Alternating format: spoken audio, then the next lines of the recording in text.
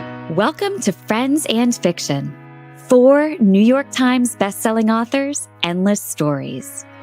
Novelists Mary Kay Andrews, Kristin Harmel, Kristy Woodson Harvey, and Patti Callahan Henry are 4 longtime friends with more than 70 published books between them.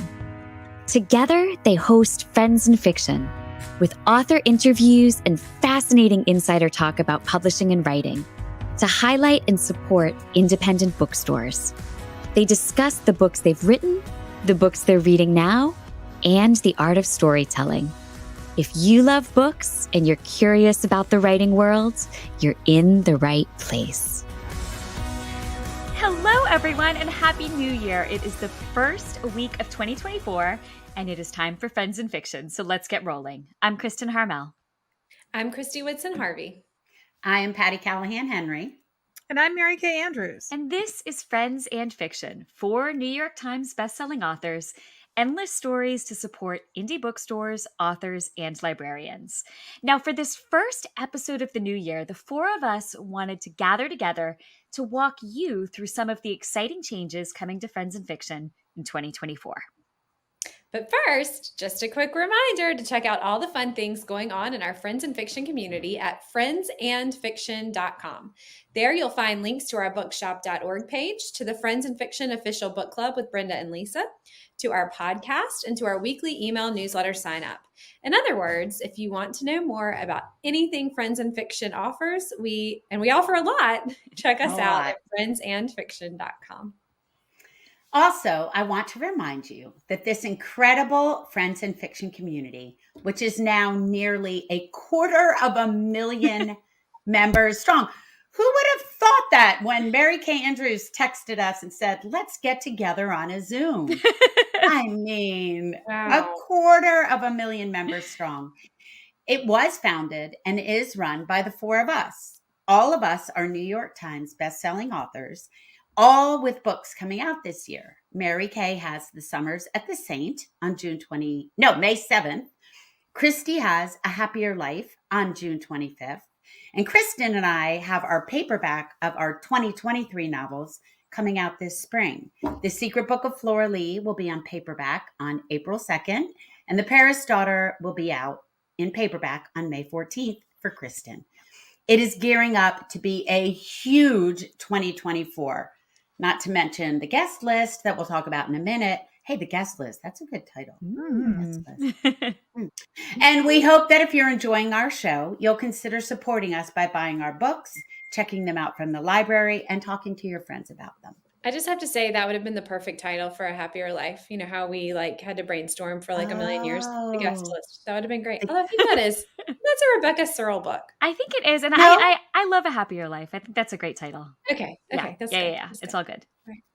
We're the worst the way we second guess ourselves. I know. The worst. All right. Now, just a little background on us, if you haven't been with us since the beginning. And if you're wondering, who the hell are these women?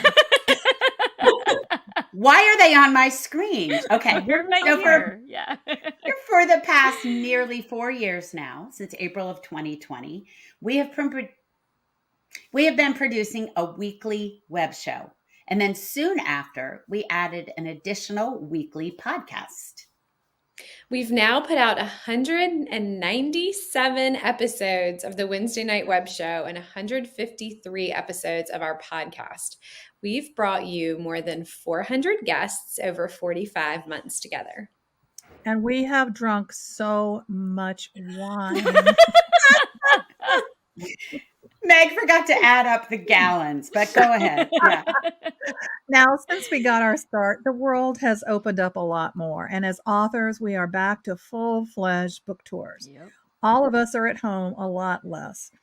So that means life is back to its same old hectic pace. Boy, is it. So with that in mind, we have decided to streamline things just a bit here at Friends and Fiction going into the new year. Beginning this month, which is January of 2024, we will have one live Wednesday night web show each month. All 4 of us will host this episode live, and that show will have one featured guest whose book we are particularly excited about, and which we will be calling the Friends and Fiction Show Pick of the Month. This author and book will have loads of extra content. Mm-hmm. And we will still have a podcast episode each Friday, but now we will also be recording the video of those podcast interviews, which we will release on Wednesday evenings at 7:00, just like always. Yes. So if you're used to watching us on our Facebook page and YouTube channel each week, and we hope you are, we will still be posting fresh video content in both places every single Wednesday evening. And if you're used to listening to us on our podcast, you can still find fresh content posted there every single Friday, just like you can now. It is the same show. The Wednesday show and the Friday show are the same. One is by video, one is by audio. We talked about this briefly on our year-end finale holiday office party where I did not win for the ugly sweater contest. Me neither. I don't know. Where Kristin won because she know. had a cat on a piece of pizza. So there was that. There was a pig on that pizza too, I think. Yes, Wasn't there? yes, there a was. pig Okay. and a cat both flying on the piece of pizza. And she kept saying, like, y'all don't even need to try, I'm going to win. And I kept being like, yeah, that's just Kristin talking junk to us. And then when she came on, it was like, oh. We were like, we yeah, give. well, Sorry, I tried to We warn tapped you. out. Yeah, it's really ugly. terribly. Yes. So a bit of a tangent. I actually just washed it in the washing machine, and I believe it is half disintegrated. So the playing field is leveled for next year. Don't worry. I don't know. That can make it better. Patty's got a wowzer of a one for next year already. Yep. Yeah, I do. Yeah, But let me tell you, the one I ordered that I couldn't figure out why it wasn't here, it's because I forgot to change the address in my website, and I had sent a gift to my daughter and clicked to buy it. And Megan texted me yesterday holding up this really hideous sweater and said, "Who sent this to me?" Oops. Mommy dearest. I was like, there it is. There it is. Okay. So based on the most frequently asked questions in our comment threads after the holiday office party where I did not win, the thing we want to emphasize the most is this. Friends in Fiction will still be bringing you a new author guest every single week all year long. Yes, that's right. The only change is that now you will have the option of enjoying all of those interviews in video format on Facebook and YouTube, airing on Wednesdays, or in audio format on our podcast, airing on Fridays. And then, of course, maybe someone else is going to say this, but in case they don't say this, they live there forever. So it's not like if you miss it on Wednesday or you miss it on Friday, it's okay. They still live there forever. So you can watch them whenever you like. That's true. And for those of you who are accustomed to tuning in every Wednesday night in Facebook and YouTube, don't worry. We're not going nowhere. There will still be a new show posted on the page every Wednesday at 7 p.m. Eastern. It's just that now one of those shows each month will be live, the kind of show you're all used to, with all four of us gathered together interviewing our special featured author guest of the month, where we can see your comments live and where our Sean, is behind the scenes making everything happen. Something else that was asked about often in the comments a couple weeks back was, which Wednesday each month will we be having that one big live show? The answer is that most months it will be the third Wednesday of the month, with some exceptions as needed based on our availability and that of our guests, ongoing book tours, holidays, things like that. But most months it'll be the third Wednesday of the month. We will release a full schedule for every quarter, so you'll always be able to stay aware of all our air dates. And we already have January through March all locked and loaded. Y'all, this guest list, I'm telling you, we have some truly incredible author guests coming your way. Okay, so let's start by talking about those Friends in Fiction picks of the month. So Patti, do you want to tell us about our January pick?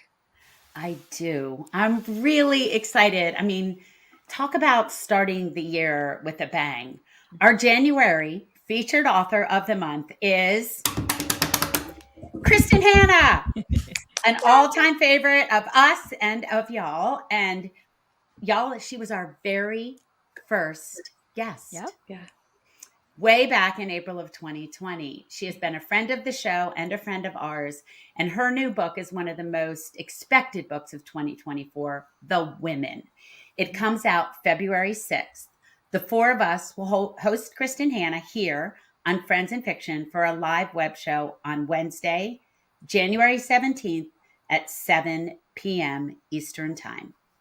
Then that same interview will be released on the podcast on Friday, January 19th. So you can watch or you can listen. You get to decide. Or hey, do both. No matter how you decide to tune in, we hope you will buy your copies of The Women and read it along with us and the whole Friends and Fiction community. And we always hope that you will pre-order your book through bookshop.org. Yeah, absolutely. So, Kristy, do you want to reveal the Friends and Fiction February pick of the month? Yes, I'm so excited that the four of us will get to welcome Tia Williams to the show in February to talk about her highly anticipated follow-up to her smash success, New York Times bestselling Reese pick, 7 Days in June, which I loved. Kristin, I know you loved it too. I did. Her new novel is called A Love Song for Ricky Wilde, and it's hitting stores everywhere on February 6th. It centers on the impulsive artistic daughter of a powerful Atlanta dynasty who jumps at the chance to escape her family, move to a Harlem brownstone, and realize her dream of opening a flower shop.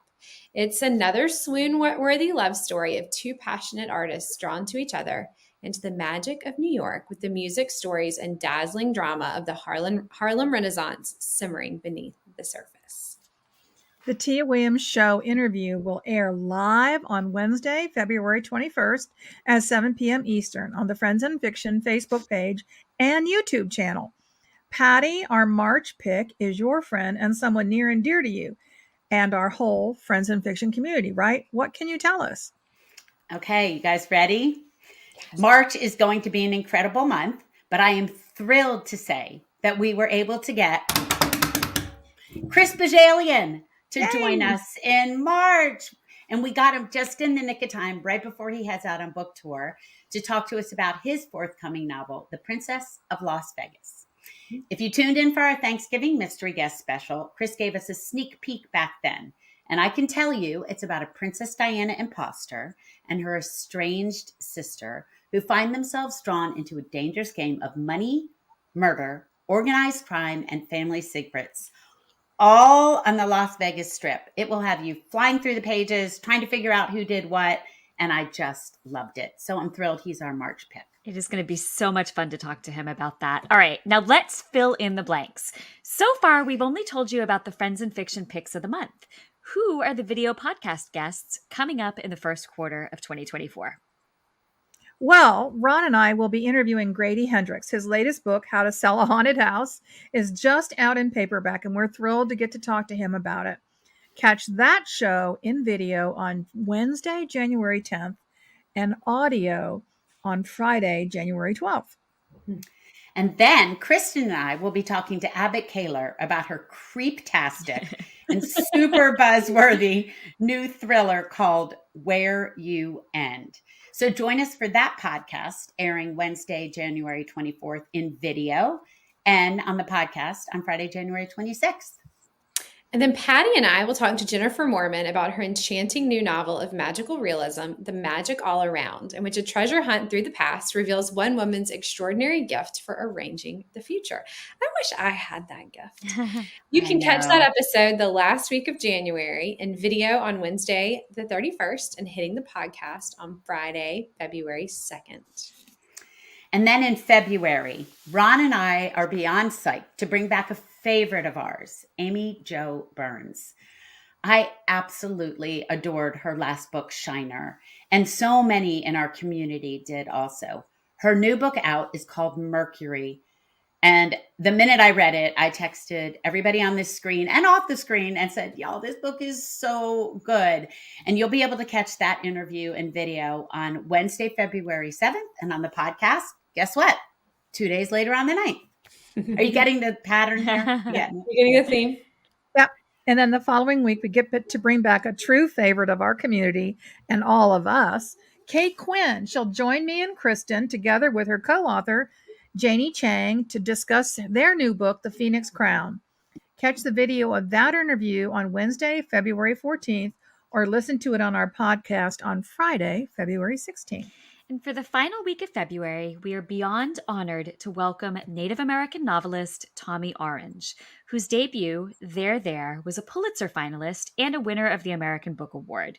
He joins me and Patti to discuss his highly anticipated follow-up novel, Wandering Stars, and you can catch that interview on video on Wednesday, February 28th, and then 2 days later on the audio podcast on Friday, March 1st.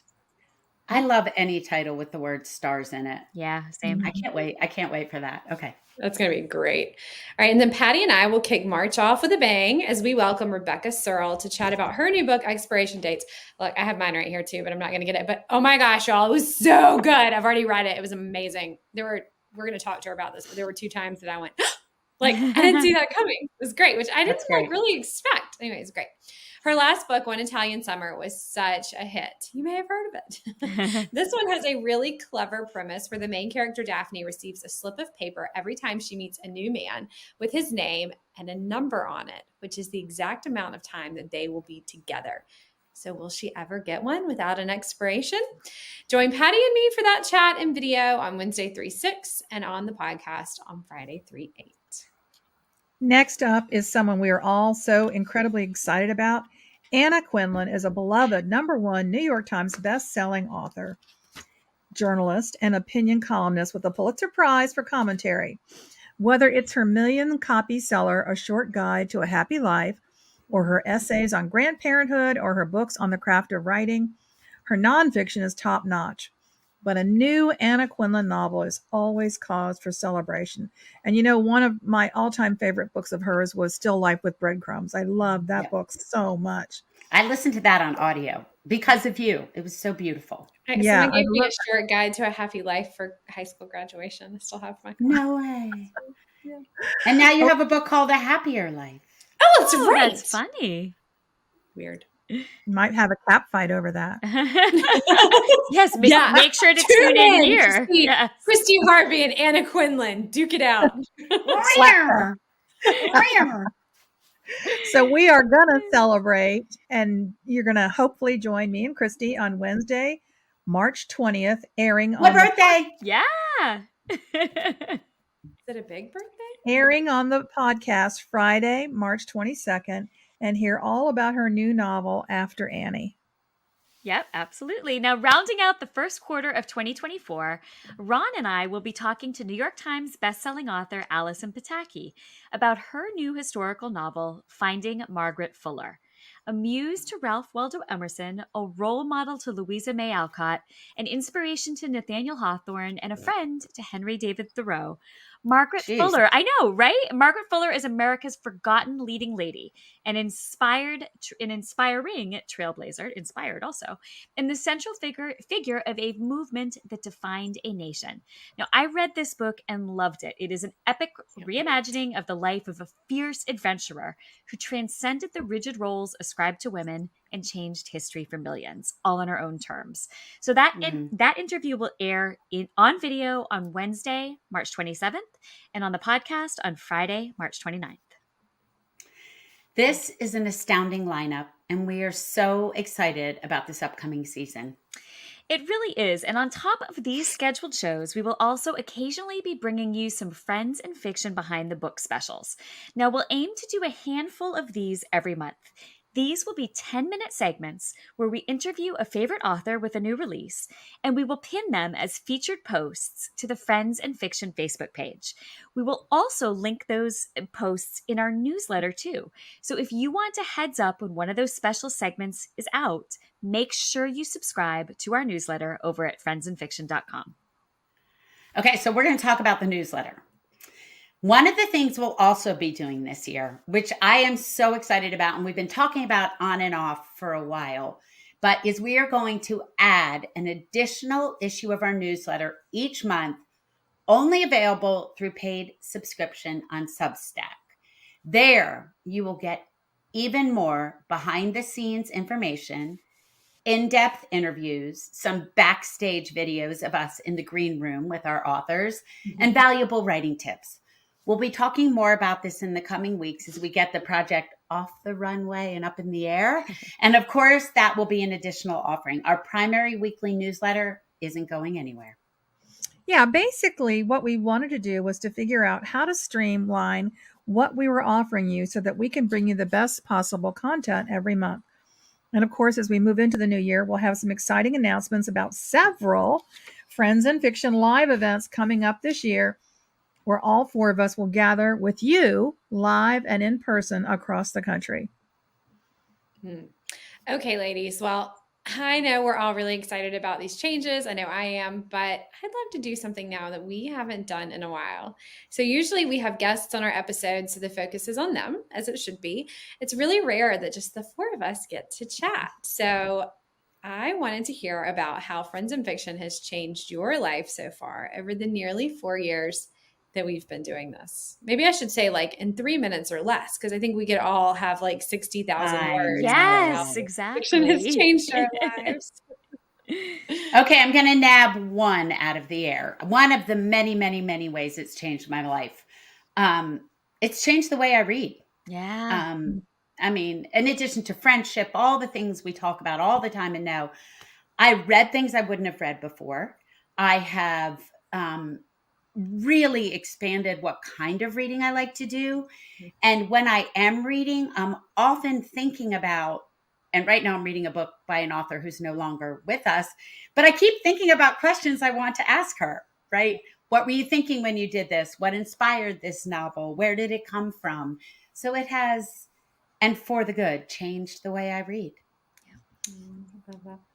Yeah, I think for me, it's made me more aware of how my work touches the lives of all of you out there, because you let me know. You let me know right away. You post on the Friends in Fiction page. You post on our Friends in Fiction Instagram page. You direct message me. You stop me in airports. It's really been quite something, and it makes me think more about why I do what I do. Yeah, that's a good point. You know, I think for me, I feel like everything I've learned or the most important things I've learned come back to putting the friends in Friends and Fiction. I mean, it has deepened my friendship with you guys. It has deepened my friendship with so many people in our Friends and Fiction community. It has shown me all of the ways that friendship can lift you up through difficult times from the pandemic and on. And it has shown me how friendships can come from a shared love of books, how we can be coming from completely different walks of life. We can have different backgrounds. We can have different reading interests even. But if we can find some commonality on the page, I think we can find points of connection with each other and form friendships that maybe we never expected. Yep. I love that. Well, obviously I agree with all those things. Yeah. But I'm going to say something different because, y'all said that. I think for me, it's kind of a reinforcement of that idea that like, when you get that little sort of like tingle up your spine or that little feeling in the pit of your stomach, which we're kind of used to as writers, right? Like we know there's an idea. And when that idea gets us, it's like, we should go with that idea because it's a good one. But I think this was like really sort of out of all of our comfort zones. Like, oh, we're going to go live and like talk to who wants to hear from us and why would we do this? And does this make any sense? But we did, and we went for it, and it grew beyond our wildest expectations. So I think in some ways, Friends in Fiction has been a reminder that like sometimes we just have to leap and we can't see where we're going to end up, and we can't possibly imagine the journey that we're about to go on. But when we get there, we'll know it, and it's going to be amazing. I love it. I think like this is really fun every week, but I think us going on the road and like being on stage with the three of you and getting to see these readers that we love so much is like just, it's the best. Yeah. It's so good. Agreed. And then we jumped and the net appeared, to quote a famous philosopher, but also there's some things we've tried that haven't worked, but we're braver in trying them, right? We're like, why not? Well, let's go for it. I think that teaches us good lessons about our work too, that it's okay to be wrong. Like it's okay to say, oop, oops, like I tried that and it didn't work out. That didn't work. Yeah, which I think has made us kind of better. And better nobody writers. died. Nobody, because of yeah, it. exactly. Yeah. Maybe a character did on the page, but yes, Yes, that but was that's going to it. happen anyhow. Sorry. Maybe I'm not a writer who can kill a person on a page. That's right. Yeah. Maybe you're not. I am. All right. So we talk to other writers pretty often about process. And since all four of us are usually working on a new novel while we're putting this show on, I would love to ask whether there has been a time that something a guest has said has changed your work in progress or your approach to writing. How about you, Kristy? Oh my gosh, like so many. I will say this though, the one that like I think jumps out to me the most is back to Kristin Hannah. It came at like a really specific time when I was like, oh, she's speaking to me. And she was, our very first guest. And she said, every few books you have to do something that scares you. Or she said that terrifies you was actually what she said. Right. And that was at that moment where you guys remember I was like hemming and hawing about, was I going to write this version of The Wedding Veil that was this contemporary love story about all these women? Or was I going to write The Wedding Veil that was the, Edith and Cornelia Vanderbilt version? And when she said that, I was like, okay, it terrifies me. I'm going to do it. Like, we're in the middle of a pandemic. When am I ever going to have time to spend like a year just researching ever again? I'm going to do it. Yeah. And so I did feel like that was, kind of like a good experience for me to have had. And I don't know if I would have done it if that had not been her advice that night. That's awesome. Sometimes you have to scare yourself or you never really grow. And I think it's hard. Like, it's easy coming back to like, it's really easy to just keep doing the thing that's easy. Yeah. Yeah. Good point. How about you, Kathy? Everybody okay? I interviewed Ron and I interviewed Jean Hamp Korelitz for the podcast for her book, The Plot, which was a really twisty book about the writing business. And I mentioned to her that when I was reading this book, I couldn't find any characters to root for. And she said, it's not my job to create characters that you like.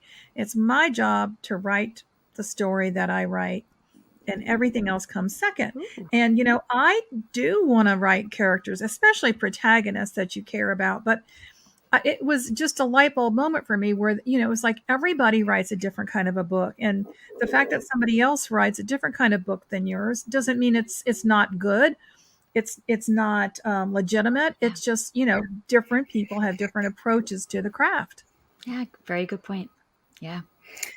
Gosh, there's so many. And there's so many times we've all looked at each other and been like, somebody write that down. Yeah. But while you're talking, the one that just kind of into my head was when we were interviewing Kate Morton, who everybody, if you've been watching, knows is one of my favorite authors. And one of Mary Kay's too. And she just has such a generous spirit, right? She came on with just like wide open hearted, generous spirit. Same with Louise Penny. Yeah. Just, this kind of openness and she made a comment about, and it's not a direct quote, but it was essentially about trusting yourself in the process. And at the time I was struggling with an ending of a novel. And that trust yourself, that when you are inside a story, that the answer is in there if you just keep going. And I just kind of grabbed onto that and kept going. Yeah. Oh, that's awesome. I was thinking the other day about Win Fan Quay Mai. Do you remember her? We had her on for the Mountain Sing, and we had her on for her book. Amazing. Oh, she's incredible. Amazing. She's just an incredibly inspiring human being, as well as just a beautiful writer. The first time we had her on, which I believe was maybe sometime over our first year, toward the end of our first year, I think it was March of 2021, something like that. She taught us some Vietnamese proverbs, and they were proverbs that her mother had taught her that had stayed with her for all those years. And I've thought back to that so many times, not because she specifically told us this is how you apply these in writing, but because it reminded me how important those words are that we pass down to people we love, like these little nuggets of information that contain heart and advice and, just something important, but all wrapped in words, like these feelings we pass that are wrapped in words. And I think it has made me more deliberate about my work at the sentence level. Like, I think I came to writing as a plotter, if that makes sense. Like, I've always thought about books in terms of plot and dialogue, and this has made me more conscious of sometimes the choices that I can make with words to make sentences more meaningful or memorable, which I think has been an important step forward in my growth as a writer, if that makes sense. Absolutely. Yeah, she was very Yeah, she's inspiring. incredible. I mean, I bet we could sit here with all 400 of our guests Yeah. and list something we learned, or sometime we laughed so hard we almost had to get off the screen. Like, there's just been so many incredible moments. All right. Talking about incredible moments. Sometimes it might look like that's all we ever have. So let's talk about vulnerability for a minute. I think that because we've written a combined 80 books or so between us, and 84 probably by the end of this year, I want to talk about a time you faced self-doubt in your writing over the past year since we started the show. Is there a time where Kristy, you talked a little bit about doubting you could do the dual timeline, but is there another time where all of us have been like, I can't do it? Kristin? Yeah, as you know, I stepped away from writing for a little bit through like the first half or so of 2023 as I was dealing with cancer treatments. And when I came back to the page, I really struggled. I really had that feeling of, I don't know that I can do this. Like, what if my brain's not working the same way? What if I'm not able to plot the same way I used to? What if the words don't land on the page the same way they used to? And at the beginning of it, they didn't. They really didn't. I really, really, really struggled more than I have in the last decade of my career, getting those probably the first half of the book on the page. But week after week, we kept talking to people. I kept hearing about other writers' struggles, their difficulties. And that kept reminding me that everyone finds their way through it. If you're meant to write, you will find your way through it. And I think I have. I'm about to finish the first draft, and I think I have awesome. muddled my way through. How about you, Kristy? That's great. Well, we never had a moment's doubt in well, you. I did, believe me, but thank you. Glad you've got your mojo back.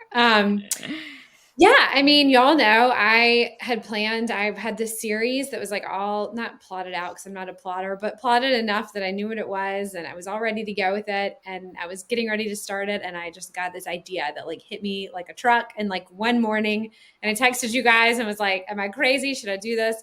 And it's something that was a little bit different for me. And I'm not through that. I mean, I've finished it and I've turned it into my new editor. So just to add panic on panic, like let's write something a little different and then turn it into your new editor. Like, great. What a good idea. Like why? It's a great idea though. Why It was such a good idea. You could not write that. So anyway, I mean, I think that's always how it is though, right? Like I think every book we're always like, okay, is it right?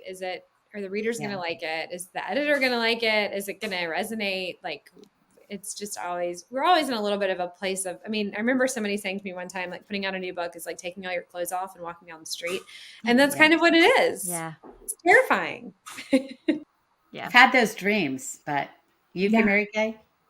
I feel vulnerable every time I sit down to write. Every time. In fact, look, this is what I wrote on my clipboard by my keyboard in my office. I don't know if you can read that. Wow. It says be vulnerable. Be vulnerable. It says, and that to me means take chances. That means believe in the process. But yeah, this was a hard year for me. I came off a loss and I turned in the Christmas book, Bright Lights, Big Christmas, and immediately started working on the book for this coming summer. And I really had so many doubts about that. Is this book going to work? Is anybody going to buy it? Does the love story work? Does the mystery element work? And I'm always full of self-doubts. People always laugh at me and say, oh, how can that be? You've written, 32 novels, but every time I sit down, I come to it with just despair. Same. Yeah, I keep waiting for it to get easier, and it doesn't. You know. I actually think it's getting harder. Yeah. Like, not the work itself. The work is not getting harder, but the like self-doubt. Yeah. 100%. I think, and I don't know if you guys feel this way, but I think it's because like at the beginning, you're like, well, if this book's crap and it Yes. takes like 5,000 people were going to read it and I'll move on. But it's like the stakes get higher They or do. something. Like Yeah. the more readers you have and the more people that you feel like are like, I don't want to say counting on your work, but that like they're Yeah. expecting something from you and you want to be better for them. Yes. And I think that's where it comes from. Cause it's like, oh my goodness, like we're all people pleasers by nature. And now like we have even more people to please. Yeah. It's paralyzing sometimes. It really is. Yeah.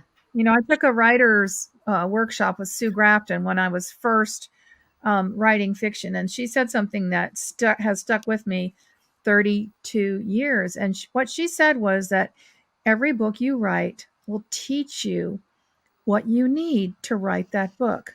Oh, Tragically, it does not translate to your next book. That is true.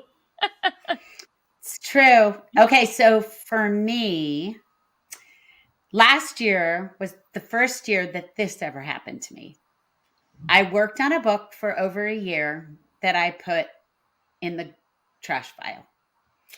And not literally, because it's in a folder I can open, but I put it away and it didn't work no matter how much I tried to make it work. And I trusted myself in that. And I remember whining about it last year when I was at the Kauai Writers Conference, not this past year, but the year before. And my friend Paula went, boo-hoo. You think you're the only author that has ever had to put up a book that they worked on? I'm like, yes, I do think I'm the only one. Like, because it had never happened to me. I'd had to deconstruct a book, redo a book, edit a book, put it away and come back to it. But I had never truly spent a year on a book that I put away and started over. And what I did was I had a pity party and I got slapped around to come out of it. And I took all my favorite parts, or the parts that mattered, out of that novel, the themes and the parts that worked. And I started over. I didn't go back to that book and pull out scenes. I just took the parts that mattered to me and I started all over. Chapter 1, page 1. Wow. This is going to sound dramatic, but like I remember what I was driving to River Dunes on this like back road to go to a book event. Dramatic. You called me and you were like, I'm done. Like, I'm going to get rid of it. And I was like, no. Cause it's like the most horrifying thing to imagine, like this, all this work and all these hours and then starting over, but you did it. And but it I was have the right to. thing. It was the right thing. It was a great thing. I love this new novel. I love the novel where I took out the parts. And we say this, and sometimes it might sound like we're trying to soothe ourselves or make it better. Nothing is ever wasted. No. That year of writing that 120,000 words led me to the words that I wrote this past year. Sure. And I couldn't have the book I have now if I hadn't written the one that you'll never see. So, but I think people need to know that. And you'll hear Hannah talk about this in the new year, about how different the women, her new novel is than the book she started with and how much she threw away. And it sounds horrifying, but sometimes, and I hope it doesn't happen again, that's what happens to get to where you're going. Yeah. But it was awful. Yeah. All right. Since this is our first episode of the New Year's, ladies, we can't escape without this. I want to ask you not for one New Year's, but 2 New Year's resolutions. One for your writing and one for your life. Kristy, you're up. Okay, one for my writing. And I try to do this, and I've gotten a little better, but I'm not great. So my big writing resolution is just write first. Like first thing of the day, first thing in the morning, before the emails, before the texts, before the work, before the anything, like write first. And then for my life, I think this is one that's like really for all of us. I know we're all really bad about just never taking a day really off. Like we never really take a day Ever. off because we tour so much. And then it's like, you Yes. can't come home and be like, well, I'm going to take Monday and Tuesday off because you have a job to do. Like Yeah. You have a life. I think just being more intentional about really trying, like when I'm not drafting and when I'm not traveling, to like really schedule some days, like, I mean, Saturdays or Sundays or whatever, where like I'm not working. Yep. Yeah. And it's a really challenge hard. for the four of us. Yeah, it just is. a few. It doesn't have to be every weekend or every Saturday. It's not realistic, but you know, sometimes. Well, Yeah. you have to fill the well. I mean, that's Yeah. Julia Cameron's whole thing Yeah. in The Artist's Way with Artist Date. You know, last week, Kristy, I had a million things to do. My house is under renovation. I was on my way to an event in Atlanta, and I left 3 hours early so that I could just wander around Scotty Antique Mart by myself. Yeah. Mhm. And I was like, this is my artist date. It might only be 3 hours. Yeah. And I might not be looking for anything. I was, but I mean, I think that that's really important. I like that. I like that. Yeah. Well, my writing resolution and my life resolution are actually the same, which is to be more present. This has been a crazy time year in so many good ways. My novel came out. I was on the road. I renovated my house. And there were so many times that I was spinning, like my top was spinning. Yeah. And I look back and there are some really beautiful moments that I wish I would have just stopped and said, this is incredible. What is happening to me right now is incredible. Yeah. And it comes from years of work and writing 18 books and instead of like just hurrying. So I really want to, in both ways, on the page and in my life, be more present. Yeah, my personal resolution is probably pretty much that too. You know, Noah, my son, is 7 now. He'll be 8 in February. And there are days that, and it's because of the same kind of workaholic urge that you were just talking about, Kristy, and Patti also with, you know, not being present enough. It's that feeling of like, I have to get so many things done. And I always feel like I'm running several steps behind, that I have the tendency to sit at my computer, you know, to wake up early, to sit at my computer, you know, to let my husband help get him ready in the morning. I see him for like 2 seconds before he leaves. And most mornings I'm better, but sometimes I'm not. And there are days that he gets home from school and I'm busy because I have stuff I still need to do. And I barely see him. And, you know, and then I'm exhausted at the end of the day. And like, I need to do better with that. Like I need it, just as you said, Patti, like I need to be present in those moments that I'm actually with him and make more of them. That's, I think, my resolution and my commitment to myself. Professionally, I really want to crack this TV and film writing thing in 2024. It's something I've toyed with a little bit over the years. You know, I've written scripts. I've worked on developing some things. Like I really want this to be the year that I figure it out, and that is something that I can add to my skill set in a way that serves my novel writing better too. How about you, Mary Kay? Awesome. You know, I think if I have a word for 2024, it's the resolution for my personal and professional life, and it's joy. Yeah, great. Yeah. I want to rediscover the joy in writing, and I want to rediscover the joy in life. Yeah.